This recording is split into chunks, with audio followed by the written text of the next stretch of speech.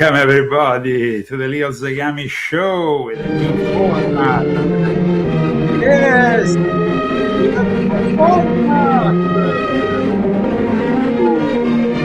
Celebrating 20 years of Illuminati confessions. We started in 2006 and we are in the year 2026. And for a long time we have been exposing this new world order and the various secret society, think tanks, groups that belong to it. Now we are approaching a phase of uncertainty in the Middle East. I will strongly advise you to read volume 10 of my confessions. But first of all, let me thank those kind souls who are helping us with our show today, aside from those who have, of course, purchased my latest book, The Rise and Fall of a Frankist Monster, which is still my bestseller and which is still a very powerful tool to finally realize why they are hiding millions of files, while they are getting the whole of the world involved in destabilizing the Middle East just because, well, like I wrote in this book, Israel is a Sabbatean Frankist state. So it's pretty clear, no? The situation is pretty clear. Okay, but let's thank Malgorzata Minta and Daniel Estes. And we usually thank our sponsors who kindly donate through GoFundMe or Cash App. You can find the Cash App handle at leozagami.com together with my latest article. Thanks to Malgorzata Minta and Daniel Estes with the classic applause that we give here from my show.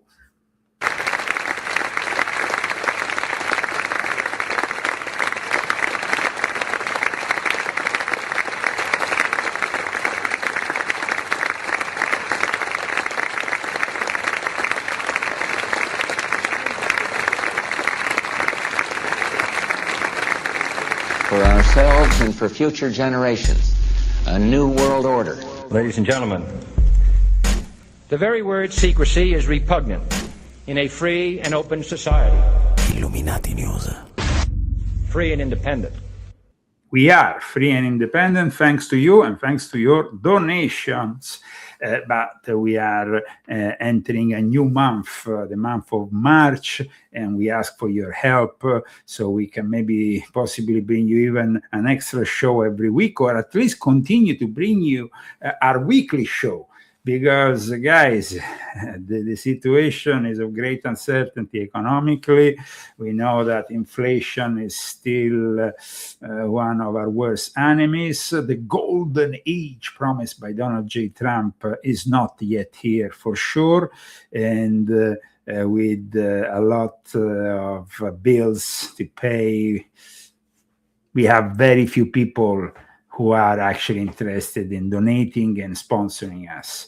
But there is those who, of course, also help us through the books, Illuminati Confessions. But also, guys, I want to strongly recommend the Zagami Family Cookbook. Wow.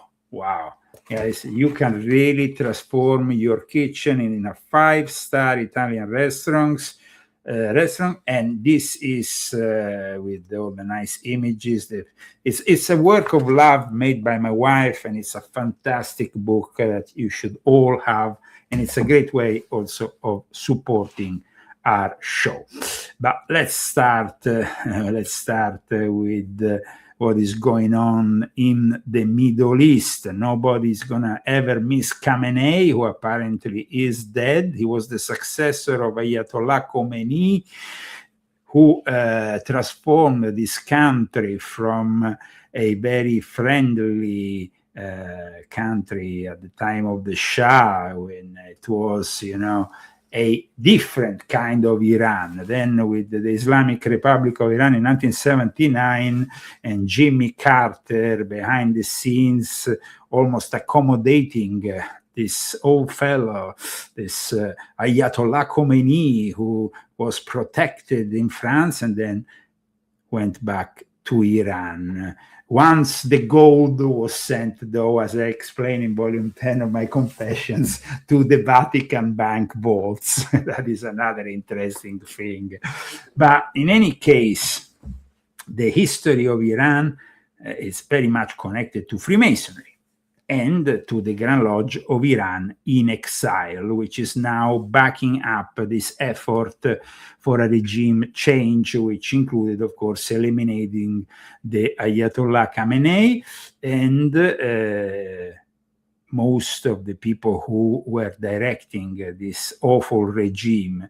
Now, I don't think this regime has a chance, but they are still, in their demented and twisted minds, the foreign ministry of Iran still think he has some kind of chance. Let's see what he says. The president of the United States talk about regime change in Iran this morning in his recorded statements. What is your message to the president? Well, I think this is mission impossible.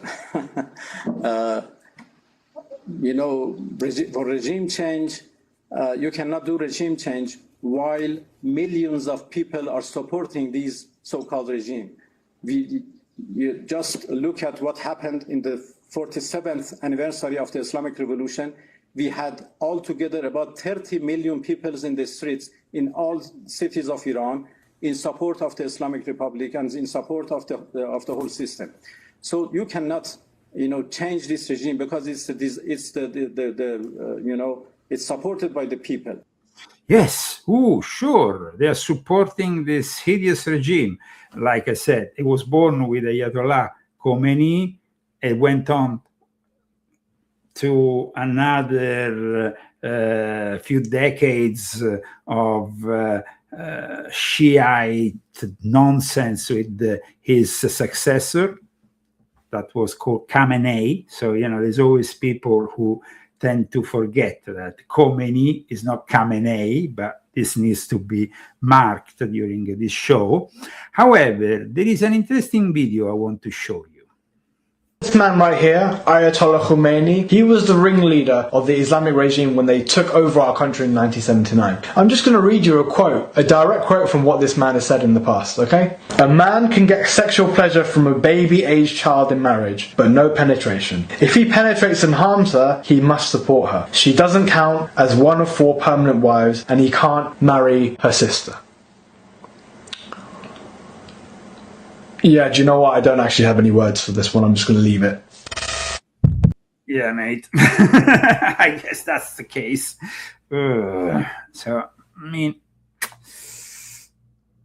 Crazy theological implications. In Volume 10, I explain how various secret societies and Freemasonry influenced very much in the history of Iran, also in the coup of 1953. And then later on, in the regime change, let's call it regime change for those who hated the Shah.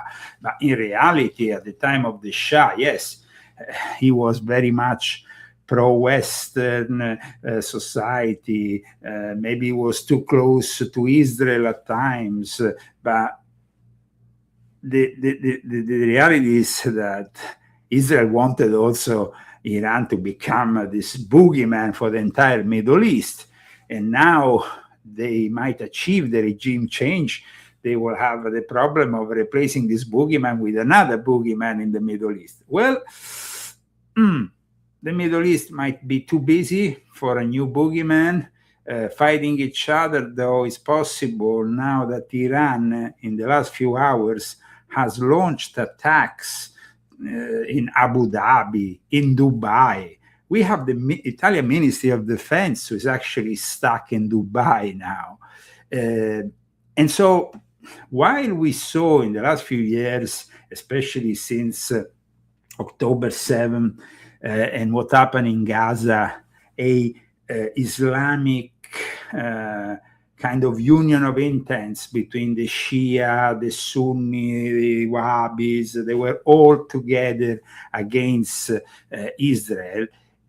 These attacks made by a desperate Iran against Dubai, which is a place which today is like, fueled by rich people from all over the world who simply want to do business. And then you have also the Emirates. What is happening is incredible. A missile fragment falling to the ground and exploding in Doha, the capital of Qatar.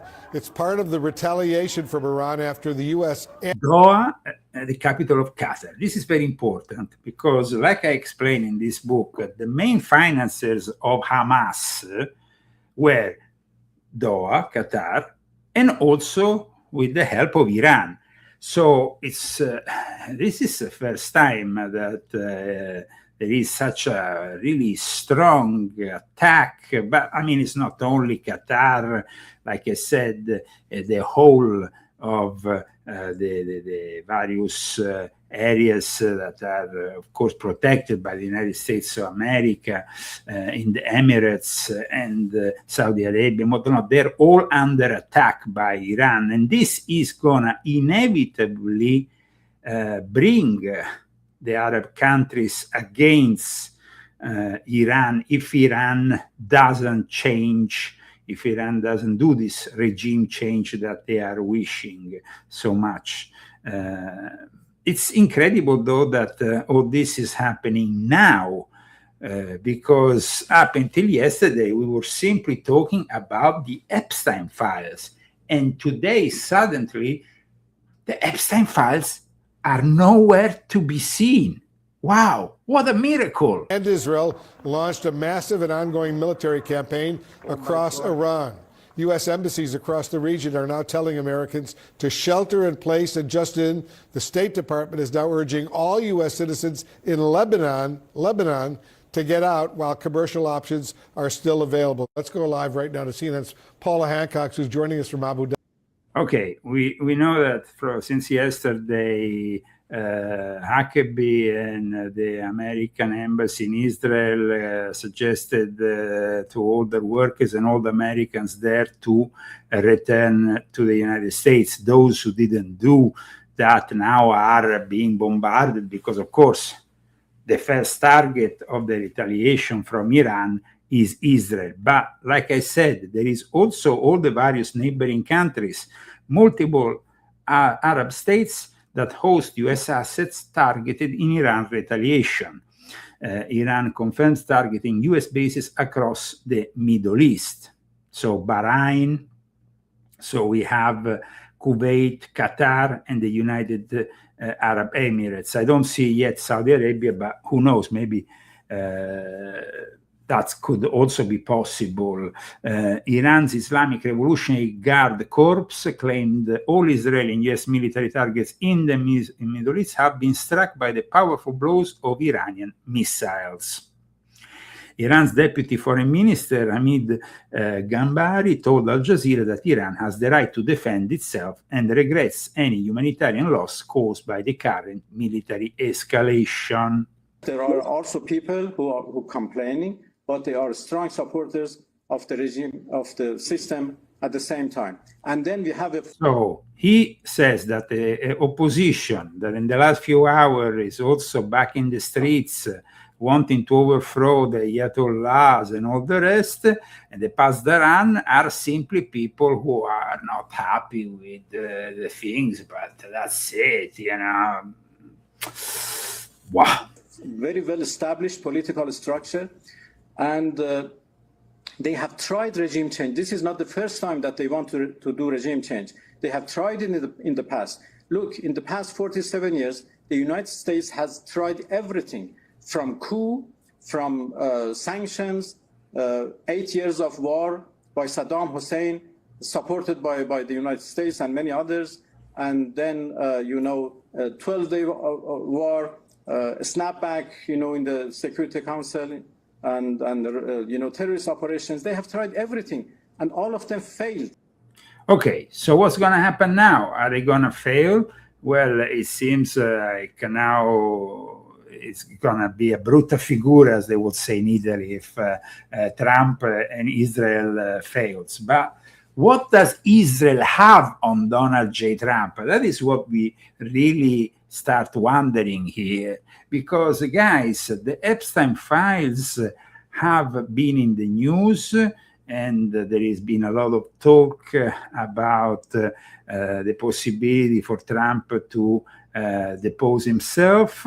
In the meantime, we had Paulina Luna, the Republican Congress representative, who said that from her perception of the depositions made by the Clintons, Epstein didn't kill himself.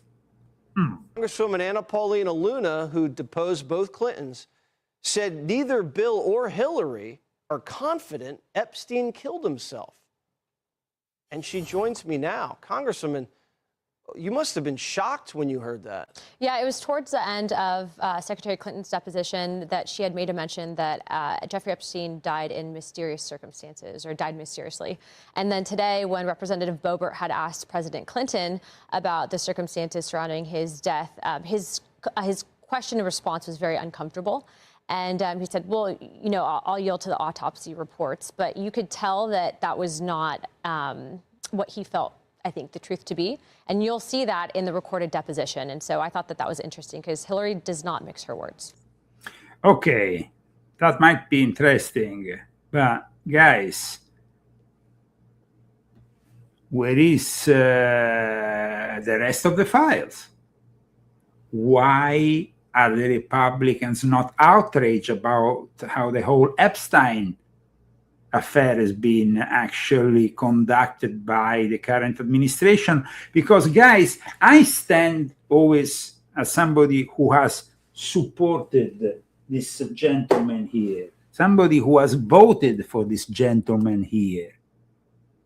But unfortunately, we have been betrayed because those promises made have not been promises kept. And that's what I say also in regards to the war that is now unfolding with Iran, or with the continuous support of Volodymyr Zelensky and his friends who do golden toilets with our own money. We were supposed to have America first. Donald Trump has betrayed America first.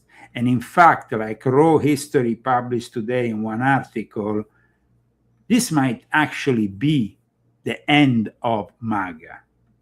I know some of you might say, oh, that sounds extreme. How is it possible it's the end of MAGA? Trump is doing this, Trump is doing that. Guys, it doesn't work that way. If you promise things, and he promised a lot of things, and then you don't deliver. Now we might even have a war with Cuba. and rush to the gas pumps, because between here and Monday, the price of oil is going to increase. And so you're going to see the actual result of this war effort, especially because it involves the Hormuz Strait, which is where the majority of oil worldwide passes. We're going to have an increase. And for those of you who say, oh, but Venezuela has given us all their oil, we have taken all that oil from Venezuela, now we could compensate by using the oil in Venezuela. Unfortunately, the oil from Venezuela needs to be refined much more than the other kind of oil. So we need to work on that oil. It's a complex process. And in the meantime, the prices are inevitably gonna go up. So it's war. We rejoice so that the people of Iran might be freed. But what's in it for us, for the people of America? Not for the people of Israel, not for Netanyahu, who takes his last shot to Iran with this regime change. Guys, the fact that a glitzy place like Dubai today has become a war zone, this is something that should worry us, because there is a lot of uncertainty on how things like this could actually end up. Holy mother. Vas-y, j'ai envie de dire à Sarah de descendre, on se casse. Après, il est pas ouais, mais quand même, peut-être pas être pour incident.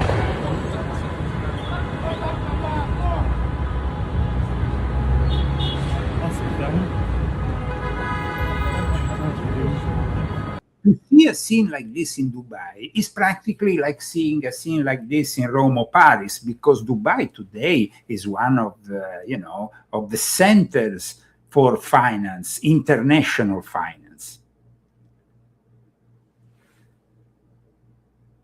The Iranians might support a regime change. I hope so. I hope it all ends up well. But in the meantime, there is a new war that is already erupting around the corner.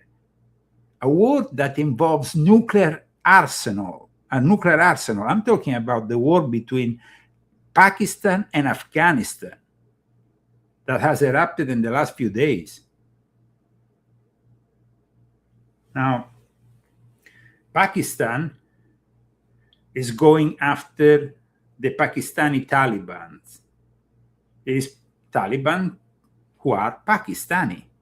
But by doing that, they're also going against the whole of the Taliban community, who is now in charge of Afghanistan. It's no longer the Afghanistan controlled by the Western powers, by the United States of America, who had military bases there, even an airport that was close to China, and that should have been preserved tactically for us. The war in the Middle East is expanding. The moment in which we see a confrontation between Afghanistan and Pakistan, and this confrontation is between a country, Afghanistan, who is very primitive, but is also wild because they are fueled with terrorist bases all over the place. And Pakistan has a nuclear arsenal. Imagine if, I say just make one hypothetical scenario. A terrorist connected to the Taliban blows up a nuclear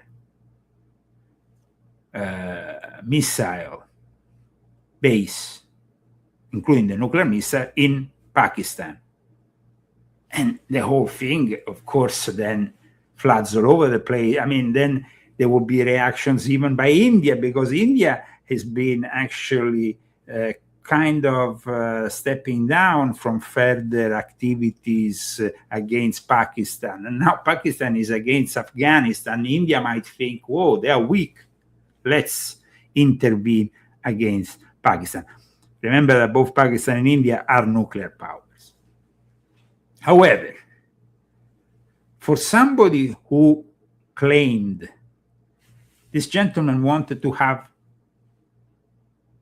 the Nobel Peace Prize, well, there is war all over the place. And of course, there is a Masonic involvement. Now, I have just published a very important article on leozagami.com, which you should definitely check out, because it involves the use of artificial intelligence by Freemasonry, even for amplifying their own egregore, their own thought form. Now, the concept of egregore is a concept which I have presented to you since volume 1 of my Confessions. It's something very powerful within Freemasonry. Let me show you here why I'm discussing the concept of egregore today. There is plenty of evidence connecting Masonic activities to the current fires of conflict in the Middle East. As I pointed out in Confessions of an Illuminati, Volume 10, Islamic Freemasonry and the Secret Societies Behind the Eternal Conflict in the Middle East, that's the full title, and various articles published previously on leozagami.com. But still, to this day, members of the Masonic fraternity and even Muslims themselves tend to dismiss all this, saying, oh, well, this is the myth of the Judeo-Masonic conspiracy, and this is all baloney. Well, there is definitely a lot of baloney. There is definitely a lot of nonsense when you go around the internet. Conspiracies which I have debunked myself because they are completely useless and create then the base for ulterior criticism of real conspiracies that then can be better covered by the elite. So the Judeo-Masonic myth and the historical disinformation around it, such also as the forced protocols of the Elders of Zion, there is, and I strongly advise you to read it, a whole chapter at the end of volume 10 regarding the protocols of the Sages of Zion. Why? Because they were a creation of the Sabbatean Frankists. In fact, I call them the Sabbatean origins of the Masonic protocols here. I call it. And I explain very much in detail the whole thing about the infamous protocols of the Elders of Zion and how they became so important in the Middle East, in Iran. They were even cited in the Constitution, in the founding Constitution of Hamas. But there is also truth behind certain things. There is also a truth that they are trying to hide. The truth is that Freemasons in the Middle East are almost never discussed. Muslims, Freemasons, are never mentioned by other Muslims. Other Muslims who have actually applauded and have liked my book, Volume 10, because they saw my honest intentions in exposing certain Sufi groups, certain secret societies within Islam, certain Masonic groups operating in the Middle East, which are never cited by anyone, because when you talk about that kind of thing, you tend to say the Western Crusaders, the Templars, the New Templars, Israel, and this whole big Zionist conspiracy. Of course, the Sabbatean Frankish state of Israel is in the hands of a bunch of criminals, and they are both the labor Zionists as well as the so-called revisionist Zionists of the Likud party of Benjamin Netanyahu. Jeffrey Epstein worked for these people, gathered information for these people, but Jeffrey Epstein was a tool of somebody, and that something I explain in this book is the Sabbatean Frankist sect and the mega group of Les Wexner, which function as the Illuminati of the B'nai Brit, which we have already discussed in the past.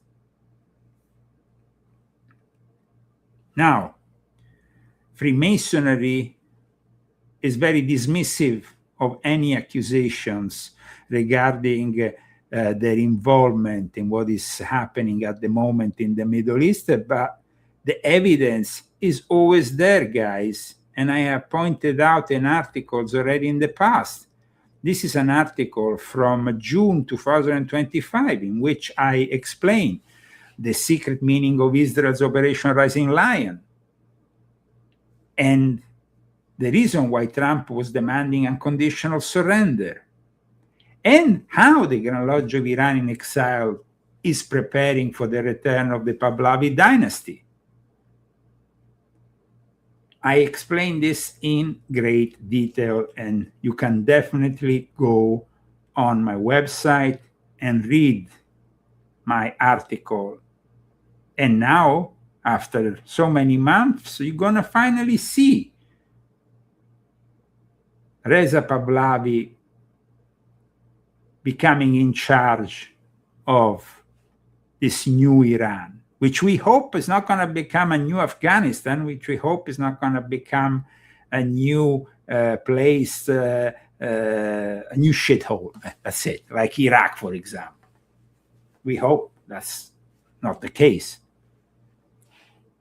Now, for those who are asking for closed captions, they're usually available later on. YouTube gives them available later on. So for those who don't maybe understand me perfectly because of my accent, I can't do any better. I'm sorry. But you can definitely read my books, which are very well written, and you will be able to maybe learn a lot more than what I'm telling you simply by scratching the surface during my shows. I want to thank today the sponsors, Magoro Zata Minta, Daniel Estes. We definitely need more sponsors, guys.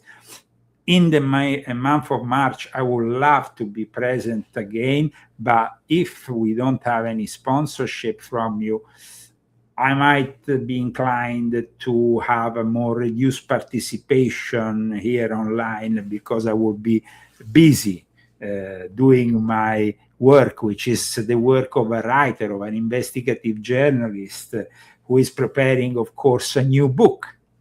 I'm not going to tell you what it's about, but it's definitely relevant for the times we are living right now, like all my books.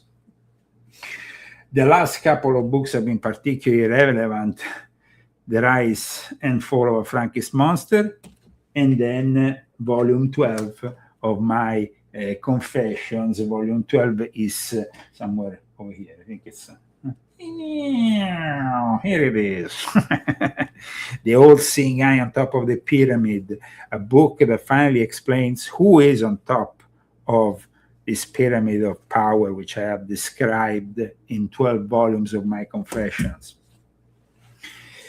Now, moving forward with what I explained in my latest article, why we're seeing Iran launching retaliatory strikes and probably out of desperation hitting also various neighbors, destabilizing the whole of the Middle East, from Bahrain to Syria to Jordan to Iraq, everywhere.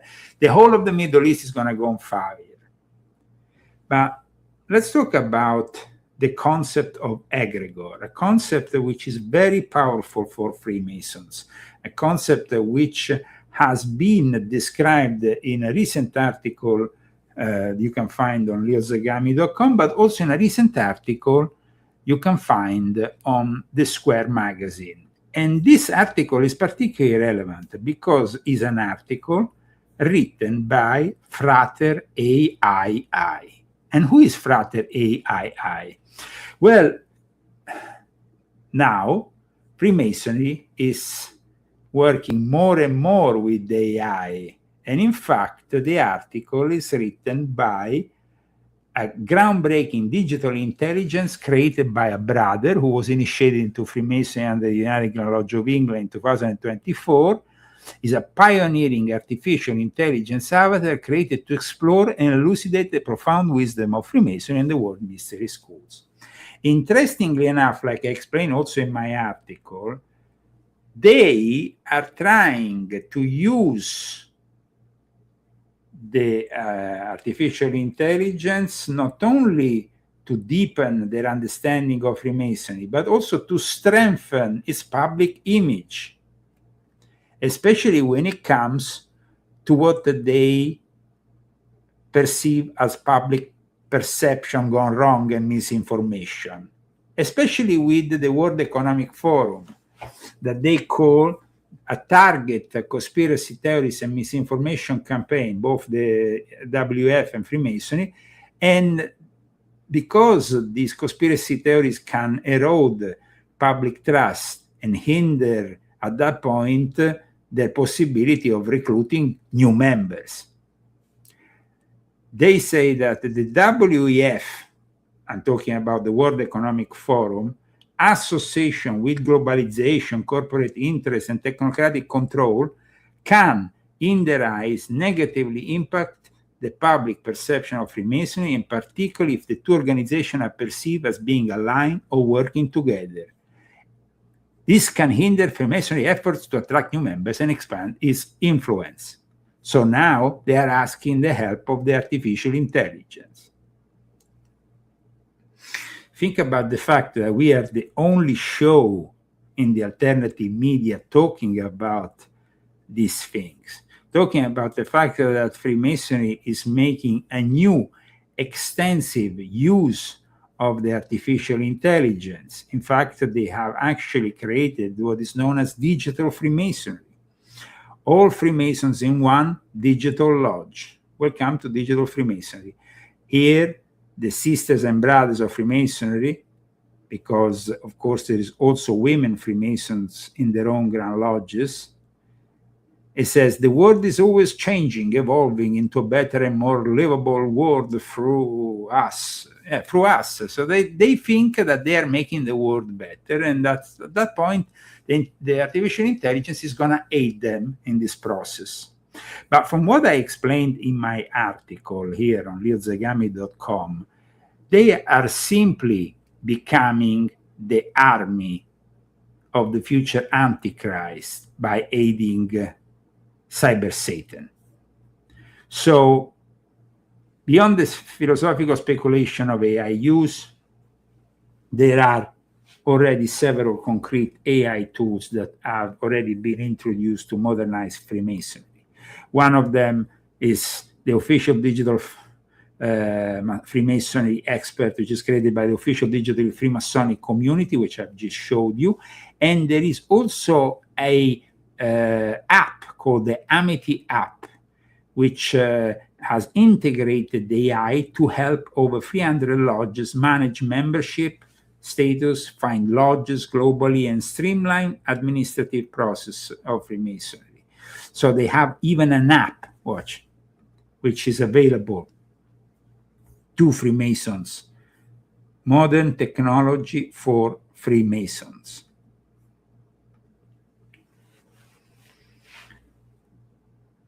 They are looking for new members. They are losing members because, like I explained to you now, they have, of course, they have been criticized more and more in the last few decades. The fact that many of their members are involved with groups at the World Economic Forum, with globalization, with corporate interest and technocratic control is impacting, as they said themselves, the perception of Freemasonry. But there is also other things that are outlined by Freemasons at the moment who are working with artificial intelligence. And it's actually the artificial intelligence itself that has written this article, which I'm about to show you, which I've already showed you partially, but now let me show you. This article called Egregore of Freemasonry is written by the artificial intelligence. It's not written by a human. And it says, discover the essence of the Freemasonry egregore, a powerful collective consciousness shaped by shared rituals and values. This guiding entity fosters personal growth, ethical behavior, and community connection. By engaging deeply with its teaching, we empower ourselves and contribute to a brighter, more compassionate world. Join the journey to enlightenment today. Okay. Now, here it defines what an egregore is. I have defined it in volume 1 of my Confessions, and also in Invisible Master, and also in other volumes of my Confession series. But they define it in the following way, and I'm quoting them. The Freemasonry egregore is a powerful entity born from centuries of shared rituals and values, created and nurtured by our collective participation.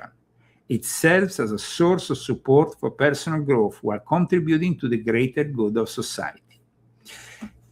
Today, as I stated at the beginning of the show, we are celebrating with this new series this year, 20 years of Illuminati Confessions. When I started to talk about the egregore 20 years ago, nobody outside of Freemasonry, I repeat, nobody had ever mentioned the word egregore outside of Freemasonry. They simply wanted to keep it secret.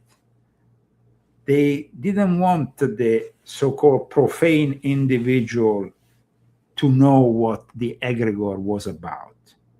Now they are becoming more open about it because people like me have published all the details about what an egregore is in my books. So at this point, what can they do? I give you, for example, just to make an example, a quote from one of my many books about the egregore, just to make you understand how I have exposed what is the basis of an occult chain, because they are also vampiric egregores or larvae, often used by the Illuminati, that go and then absorb the energy of the participants to these rituals. I explained that very well in Invisible Master, the concept of a vampiric egregore. I also explain how the egregore empowers the individuals in groups like the Ordo Templi Orientis, because it's not only in Freemasonry that we find the egregore. But let me just read to you what is an egregore in the words of one of my books. The word comes from Greek and indicates a thought form created by a group of people tied to common feelings, ideas, uses, and customs. A family is already a powerful egregore, a rule based on well-defined rules, precise doctrines followed by all its components, rules, belief, practices, etc. Just as they are egregores that we call physical, formed by men or by living beings, they are spiritual egregores that generally derives from physical ones. And as there are physical egregores who profess ideas, use good morals, altruistic, social, spiritual elevation, initiation to the Creator, and others who follow opposing directions. So they are bad spiritual egregores, negative ones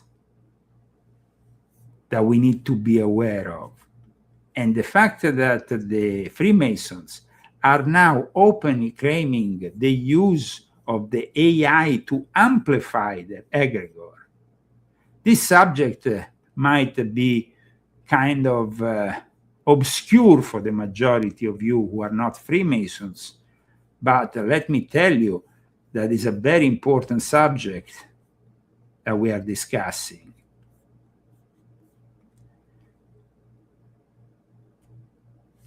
here we have the hidden teachings. Beyond the public face lies a deeper layer of knowledge. That's what they claim. But here they say that the egregore reinforces this ethical behavior, guiding us towards integrity in our lives. It's not always like that, my dear friends, even Freemasons who are following me now. Because if in a lodge you have only one Satanist, he will pollute the whole egregore, the whole thought form of the entire lodge. So, accessing the egregore path to connection, they call it here.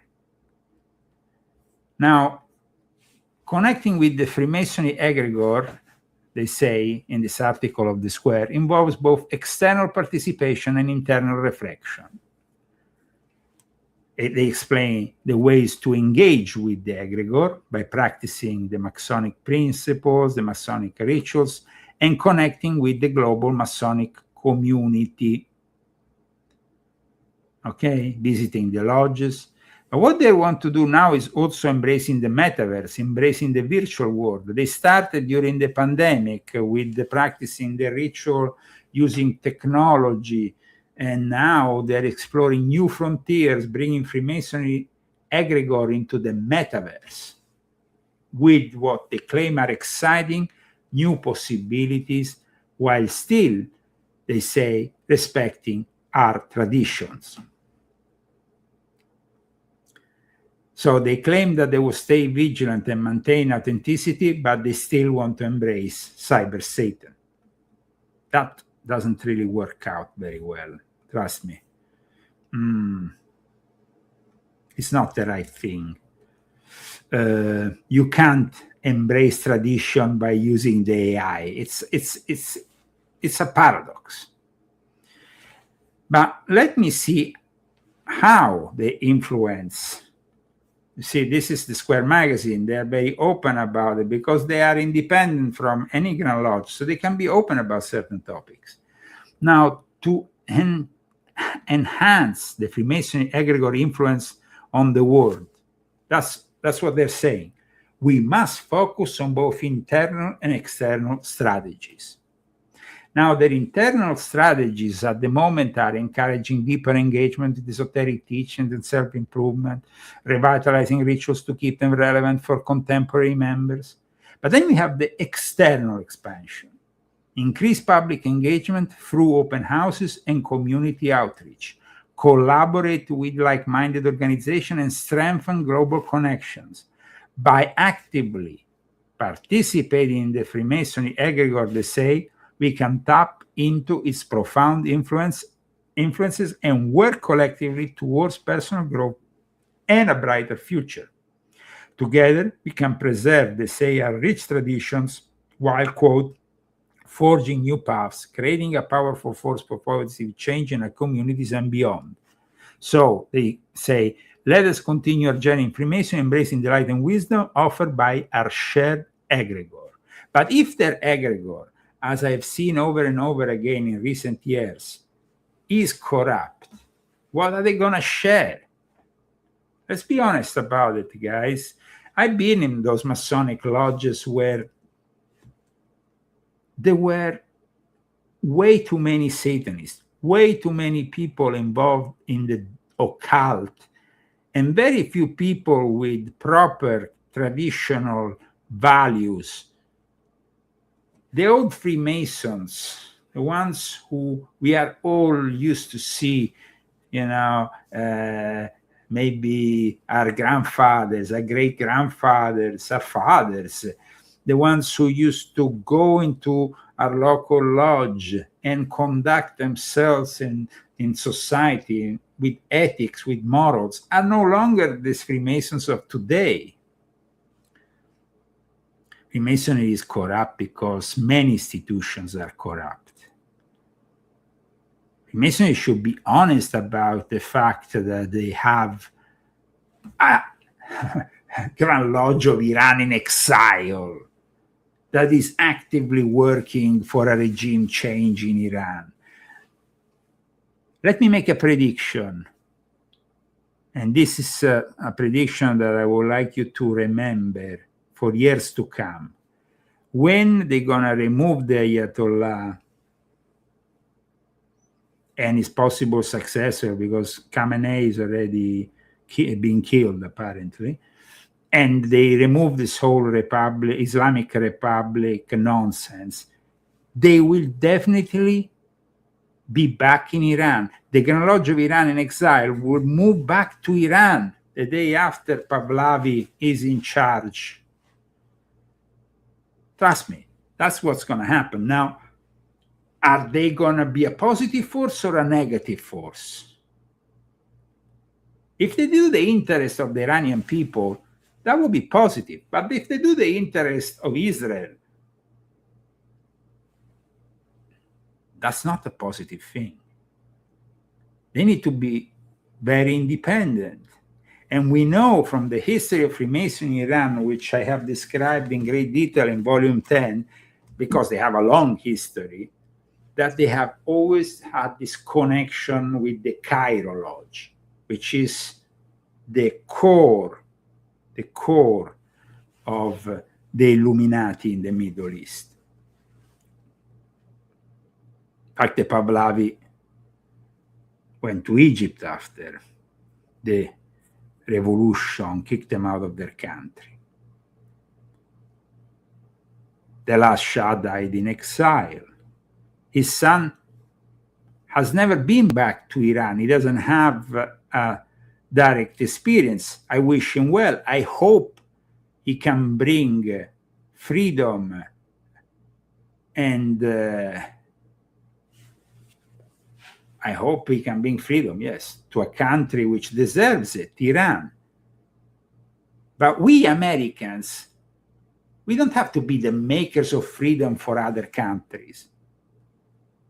We have to go back to think about Americans, about America, about the problems we have here in our own cities, in our own towns.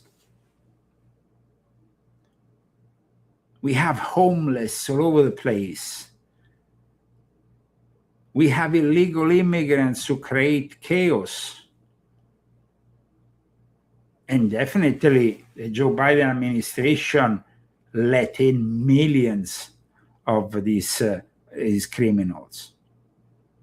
Now we saw what happened with the killing of one of the cartel bosses, the one of the New Jalisco, whatever generation cartel, and now we have a situation of high instability here in nearby Mexico. If there was to be, if there was to be an attack against people who really are bringing fentanyl into this country, for sure the Mexican cartels are the ones we should fight against, and not Venezuela, which was very marginally involved, especially with fentanyl. So I hope, guys, that we can go back and think about the Americans, about America first, because what this gentleman has been doing in the last few months is betraying every single promise he ever made. And I don't understand those conservative, alternative media outlets who keep on ignoring the Epstein files or even mocking their victims, like Alex Jones did the other time, saying some of them were paid by Soros. I mean, come on, Alex, give me a break. And the fact that most conservatives don't want to admit that there is definitely a link between the current situation with the Epstein files and what is unfolding in the Middle East. I mean, yeah, And then we have a jackass like Kash Patel heading the FBI who promised us he will, put upside down the whole of the FBI, reveal everything on Jeffrey Epstein from day one. Dan Bongino has basically ruined his reputation as a podcaster. We can say that. He's no longer going to be credible. I was a big fan of Dan Bongino because every morning when I pick up my car, I go driving, I open up the radio, and I used to listen to Dan Bongino, promising great actions. And then we have Pam Bondi, who is completely useless, and she is a fraud. She is a fraud.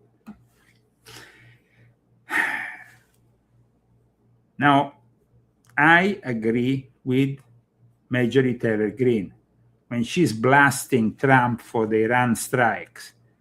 Not because I like the Ayatollah, not because I like the regime, the Islamic communist regime we have in Iran, but because we have to think of America first. And Marjorie Taylor Greene is saying the right things lately, but she's treated by her former Republicans and even by people who, remember what Marjorie Taylor Greene has done for the movement. The movement is not only Trump.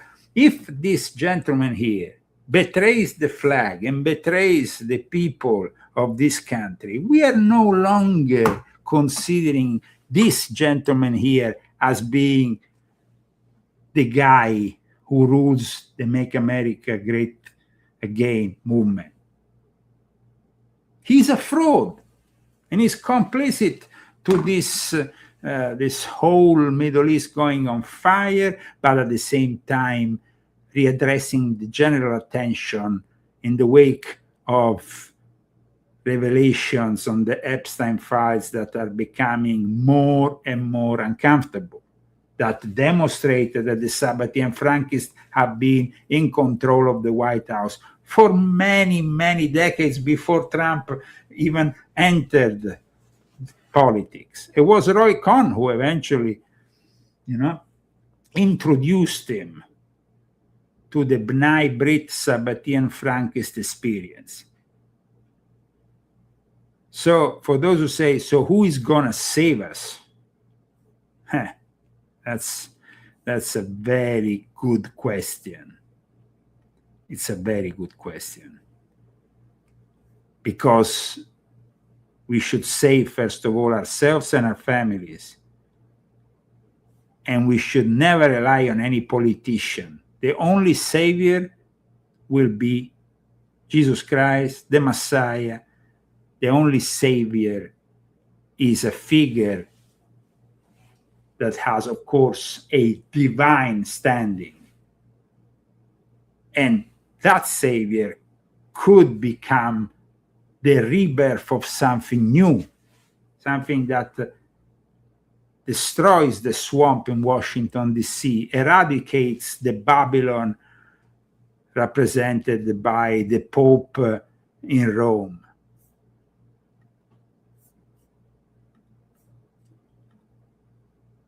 Mexico was always a Jesuit-controlled territory.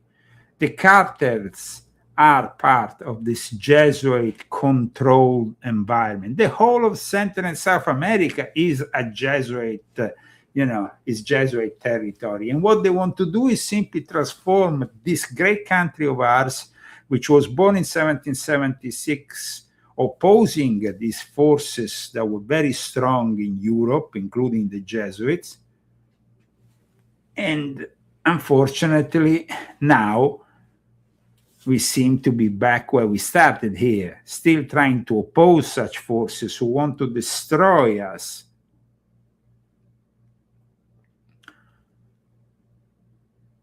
Why are we having arrests in England, in Norway, and in other countries regarding the Jeffrey Epstein files? But here in America, no.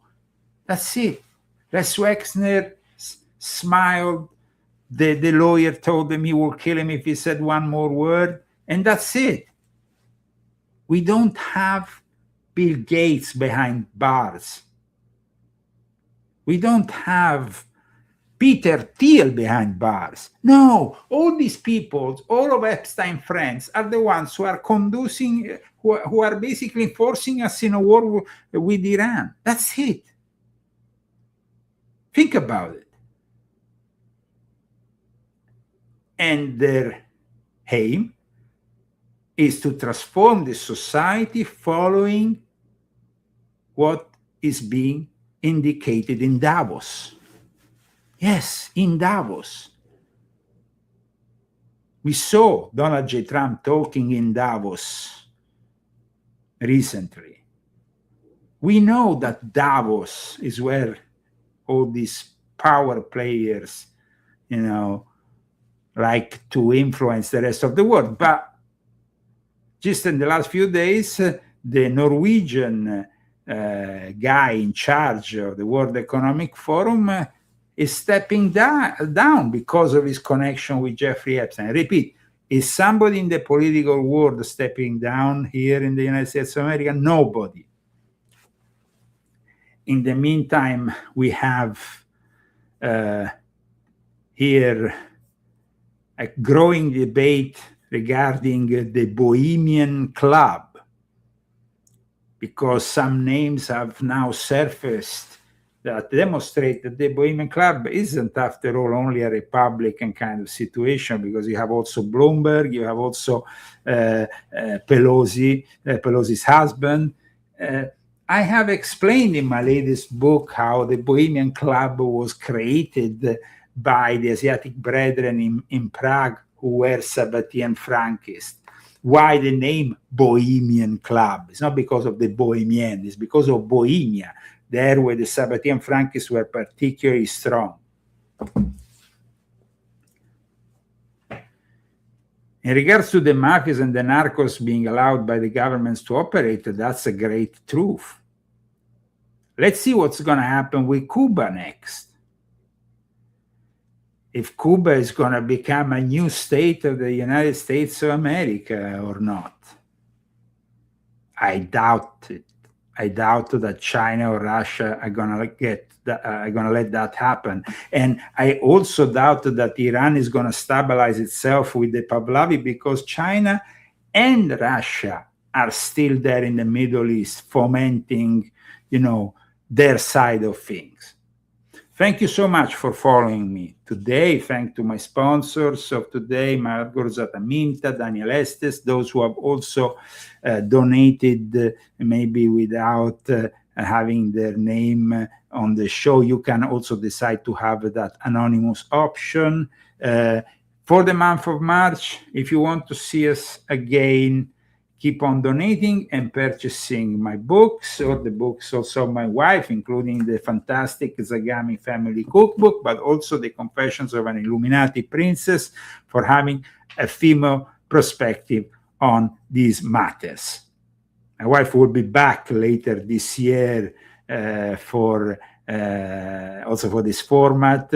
At the moment, I'm here conducting it on my own. Enjoy the rest of the week. See you soon. See you in March with the Leo Zagami Show, celebrating 20 years of Illuminati Confessions, 2006-2026, to make people aware and knowledgeable. Just like Jeffrey Epstein. Yes, because either his brother or the creator of The Simpsons in early September 2008 sent a mail mentioning my website as a reliable source on the New World Order to Jeffrey Epstein. Imagine that. See you next week. Illuminati want my mind, soul, and my body. Secret society, trying to keep it on me.